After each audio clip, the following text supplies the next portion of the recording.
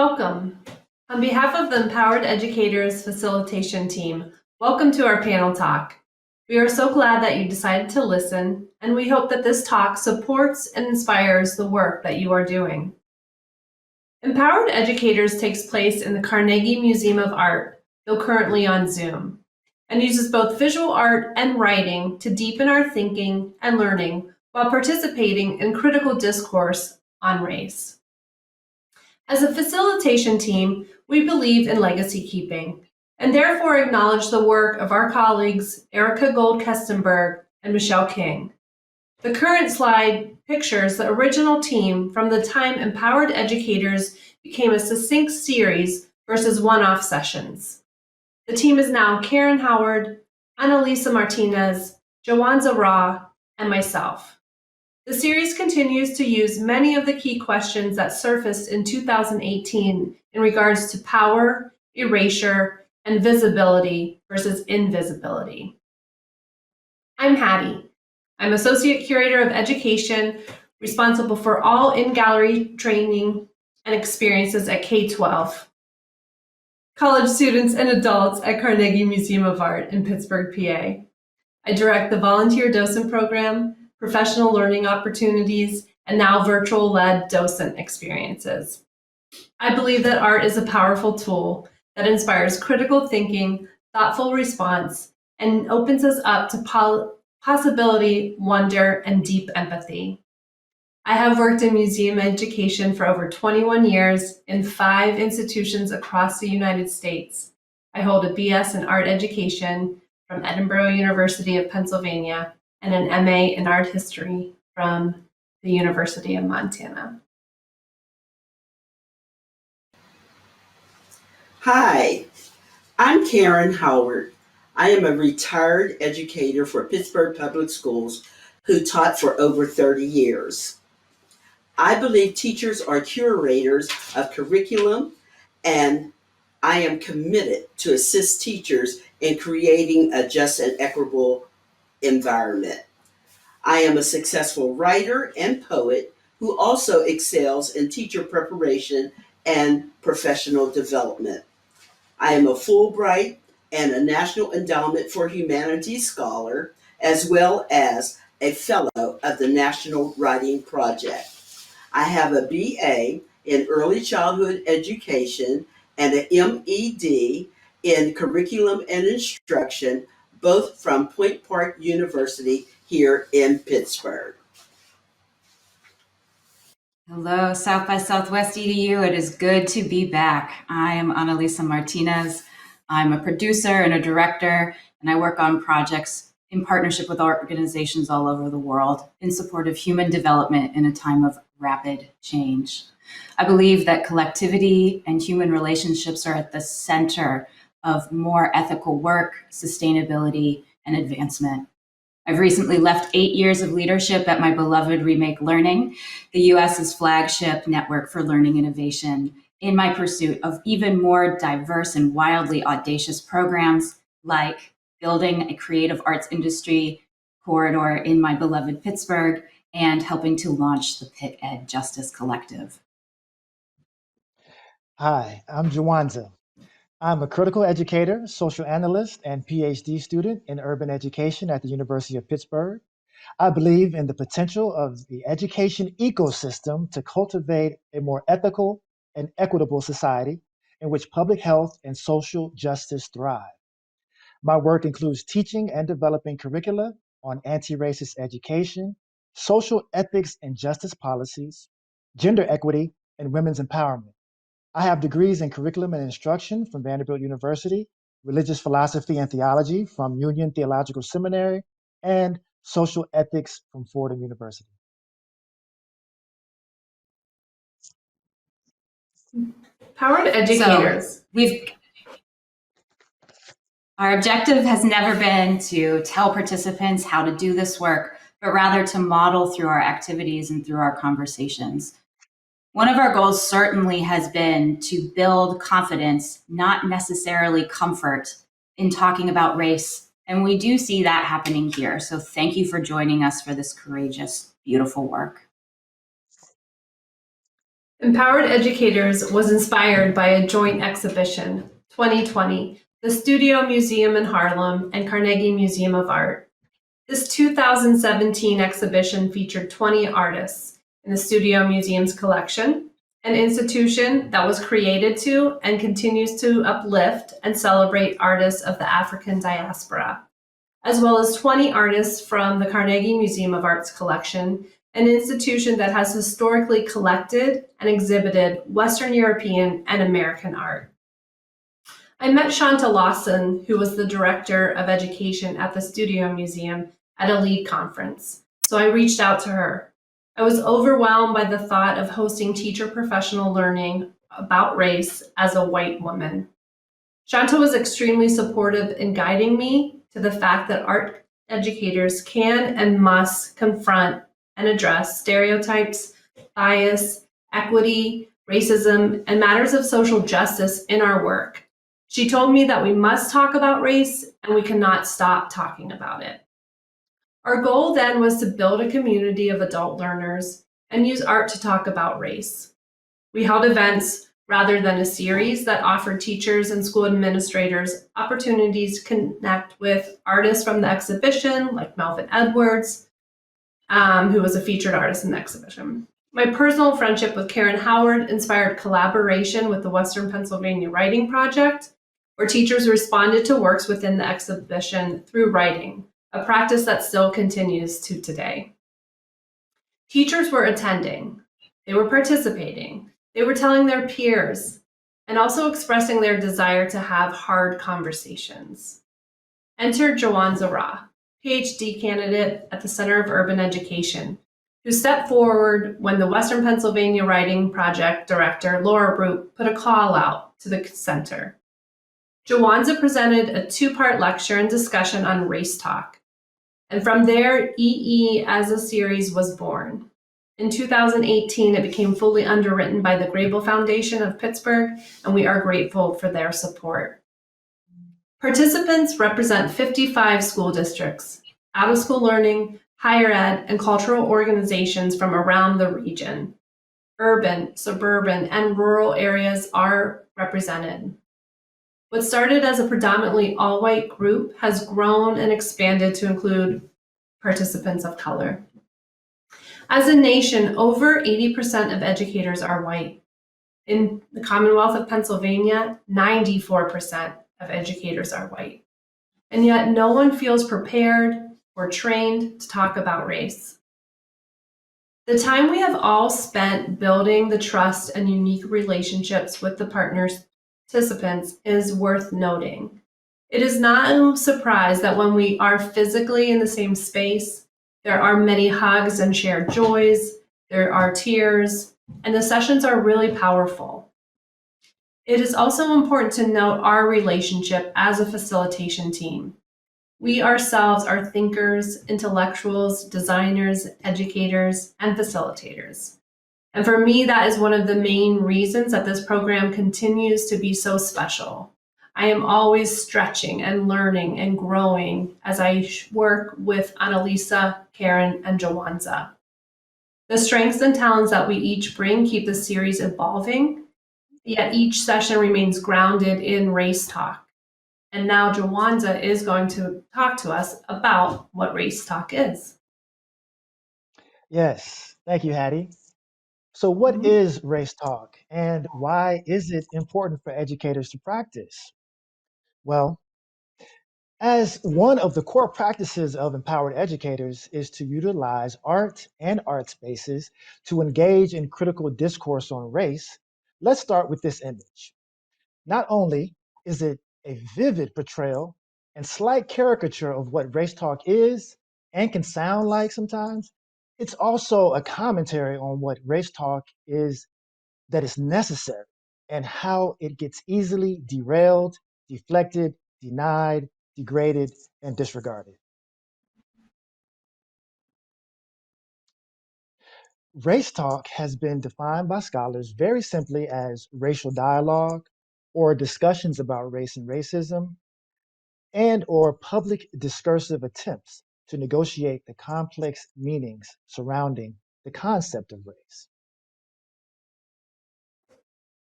Every dialogue needs a shared vocabulary, and especially when having courageous conversations concerning a concept as complex as race. As you can see here, race is no simplistic matter. It involves all of these things. Here's an example of race talk vocabulary we share in Empowered Educators. It touches on terms from assimilation, colonization, and hegemony to hierarchy, indigeneity, and xenophobia, and many things in between. In order for race talk to be productive, meaningful, and inclusive, it's important that participants are familiar with the key terms and core concepts that constitute the common vocabulary of race talk, starting with the basics: race, racism, and racialized violence. Race is not a biological fact or a genetic trait. Race is a human invention and social convention that has become a social fact. Race is constructed in at least 5 major ways: socially, historically, legally, physically, and contextually. I highlighted contextually because race, racism, and racial violence are perceived and performed differently in different regions of the world. The Americas in general have a unique history and culture of race that is contextually distinct from Africa, Asia, and Europe. And within the Americas, the United States has its own context for how race, racism, and racial violence operate. Race talk unpacks and deconstructs this knowledge. For instance, this wasn't a staged photograph, right? This was a bread line. These folks were standing in line to get bread. It just so happened that the photographer was able to capture this ironic and poignant juxtaposition of these subjects against that background. Indeed, a picture is worth 1,000 words. Race talk is a timely remedy for the all too common claims of color blindness and post-racial propaganda circulating in the public imaginary up through the Obama era. For those drinking the Kool-Aid or the wine, like in this image, of those false narratives, the Trump era was a rude awakening. It's well documented that over 85% of K through 12 teachers in the US are white women from middle class backgrounds. And as Hattie mentioned, in Pennsylvania, that percentage is even higher, 94%. In contrast to this, the majority of students in US public schools now are non-white.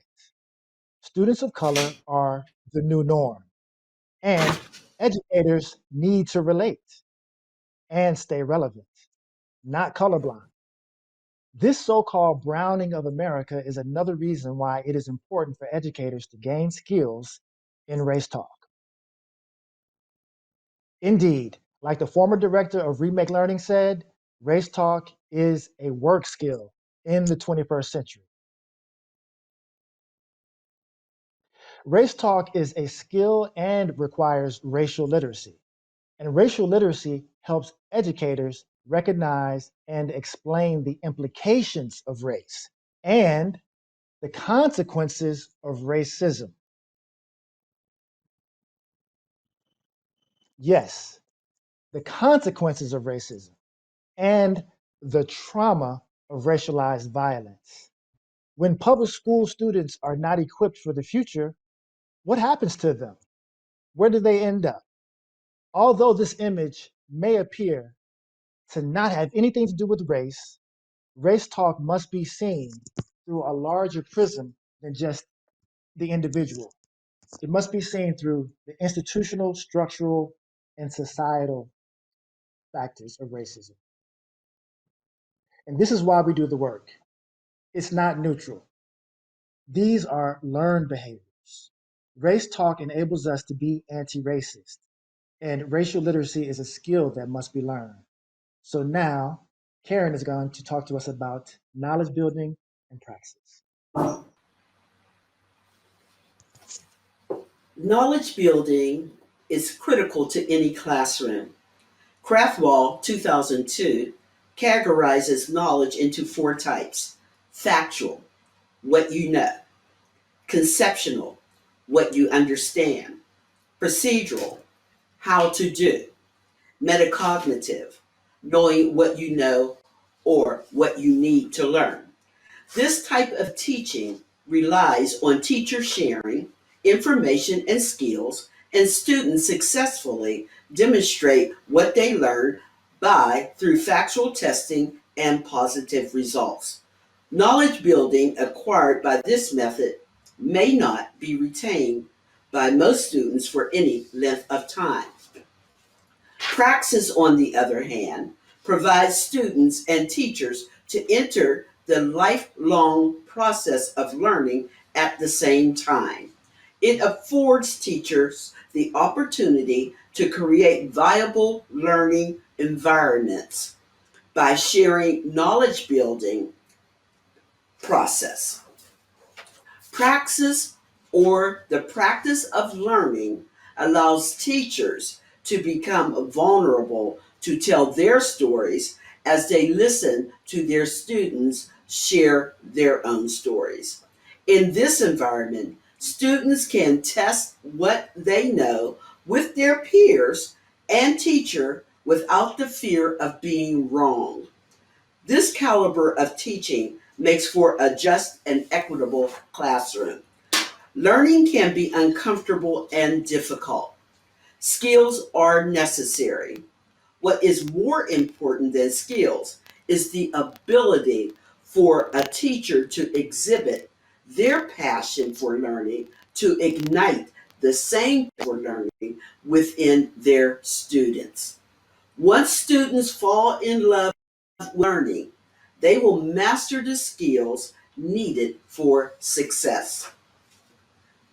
Let's produce lifelong learners by listening, practicing mutual respect, and connecting our stories. Wisdom is built upon knowledge. That means we can be both wise and knowledgeable, but we can't be wise without being knowledgeable. I believe we can be both in an equitable and just classroom. And now I would like for Annalisa to tell us what that looks like. Thank you, Karen. Yeah, so every time we build a session, we start with grounding and gratitude. Our method is to thank people for their time. It's precious, and this work is an unending pursuit that will not resolve within our lifetimes. And so thank you for your time for listening to this. We always review our norms and agreements, and we practice them from session to session, although they have been evolving through a virtual space. You can see some of them here.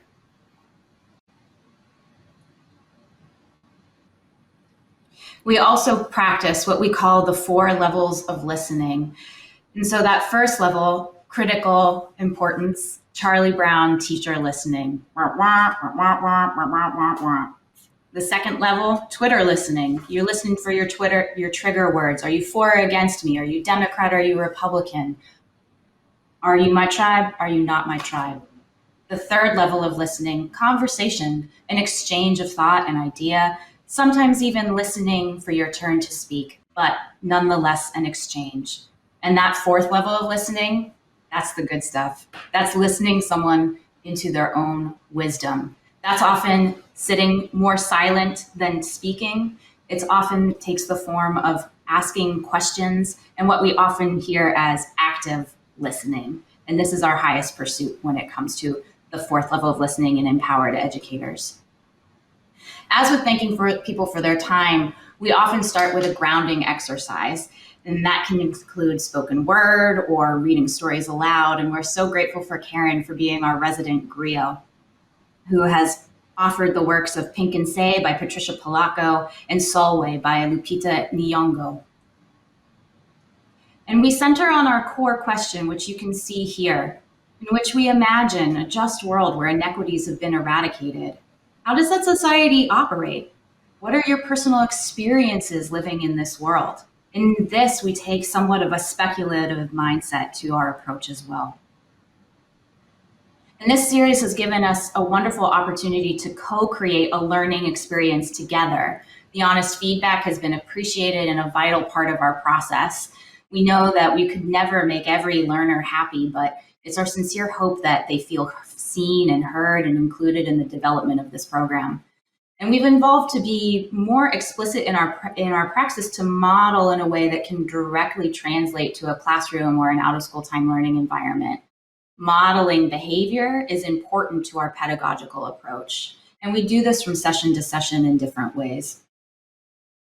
We build on visible thinking routines, often as one-to-one experiences, and these can be simple turn and talk exercises, discussions, dyads, or they can be sheets like this. This is called an identity wheel that we adapted for empowered educators, an exercise someone might do independently on their own and then have a turn and talk, small group discussion, and group dialogue about one's sense of identity.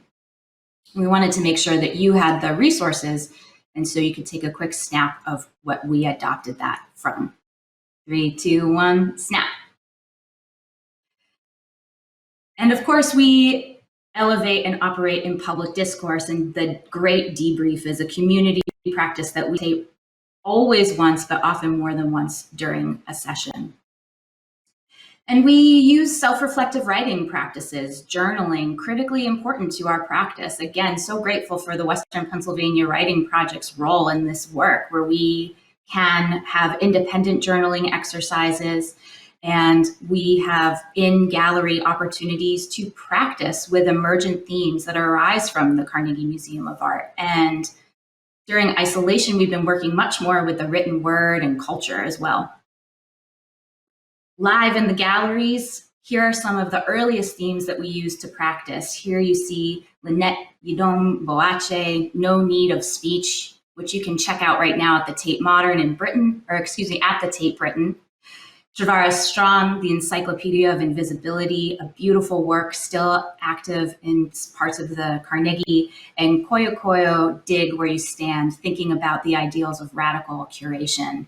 And a thread between all of this has been a notion of understanding and contesting with our notions of power. In the gallery, we would see and play with concepts like Lorraine O'Grady's series and provide context and instruction to journal, to write sentences, to reflect on guiding questions, to draw and slowly take in an artwork as would we teach any artist, and to take pictures. Cell phones are a totally welcome part of this project, and building one's own collection and understanding of both the artworks and the museum as a tool for grappling with race, and also as a method of teaching with young people. And so we think it's interesting to archive and document our themes as they emerge, and so we wanted to share some of them with you here. You can see from our first sessions the ones that we've already touched on, and as we grow as a community of practice, playing with the idea of June Jordan's meeting at the tree that has not yet been planted, the idea of Black joy as a form of resistance, cosmopolitanism versus nationalism, and most recently, a very dense and complex conversation about our evolving relationship with monuments. And so we hope that because we are virtual, you can join us for our upcoming sessions. Please use the networking feature to find us and talk to us. We'd love to hear your questions and learn more. We're going to talk about Afrofuturisms, Black futures, and Blaxploitation in March, which I am personally very excited about, and are looking to explore what emerges in April. We are, of course, in partnership with the organizations who hold us and serve us. Thank you to the Carnegie Museum of Art for your continued support of this work. And special thanks to those who offered slides for us to use, as we've been using these slides since the very beginning. We are empowered educators. We interrogate our imaginations and we build new worlds. Thank you, South by Southwest. Thank you, beloved community.